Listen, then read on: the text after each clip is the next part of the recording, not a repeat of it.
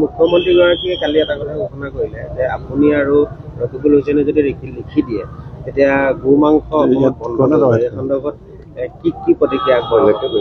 মই মুখ্যমন্ত্ৰী হিমন্ত বিশ্ব শৰ্মা ডাঙৰীয়াৰ মন্তব্য কালি দেখিছোঁ। তেখেতে হয়তো পাহৰি গৈছে কংগ্ৰেছ দলে ভাৰতবৰ্ষৰ সংবিধান প্ৰদত্ত যি ধৰ্ম নিৰপেক্ষতা সমাজবাদক আমি সদায় শক্তিশালীভাৱে প্ৰতিনিধিত্ব কৰি আহিছোঁ। আমি কোনো জাতি জনগোষ্ঠী উপজাতি সংস্কৃতিত কেতিয়াও হাত দিয়া নাই। আমি কেতিয়াও কাৰো খাদ্যভাসত হাত দিয়া নাই।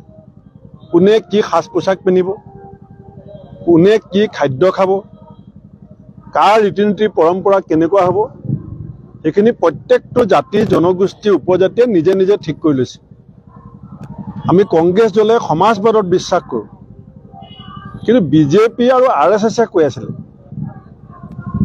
গো পূজাৰ কথা, গো মাতাৰ কথা, গো হত্যাৰ বিৰুদ্ধাচৰণ কৰাৰ কথা। আমি কোনোবাই যি খাদ্য যোনে ভাল পায়, কোনোবাই নিৰামিষ ভাল পায়, কোনোবাই আমিষ ভাল পায়,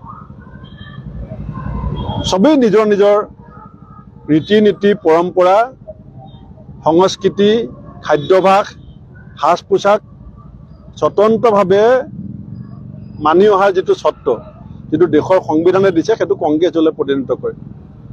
বিজেপি এতিয়া চাওলুং চুকাফাই যেতিয়া অসমলৈ আহিছিলে সেই সময়ত তেওঁ বহুত সৰু সৰু ৰজাক পৰাজিত কৰি নিজৰ দখললৈ আনিছিলে বহুত ৰাজ্য, কিন্তু ভাষা জাপি দিয়া নাছিলে চুকাফাই,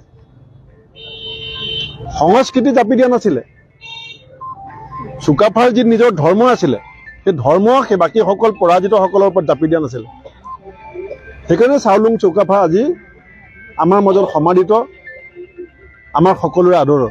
আমি তেওঁ আদৰ্শক সেইকাৰণে সন্মান জনাওঁ যে পৰাক্ৰমী ৰজা হোৱাৰ স্বত্তেও নিজৰ ধৰ্ম নিজৰ সংস্কৃতি ৰীতি নীতি আনৰ ওপৰত জোৰ জুলুম জাপি দিব বিচৰা নাছিলে, যিটো বিজেপি আৰু RSSে অসমত কৰিব বিচাৰে।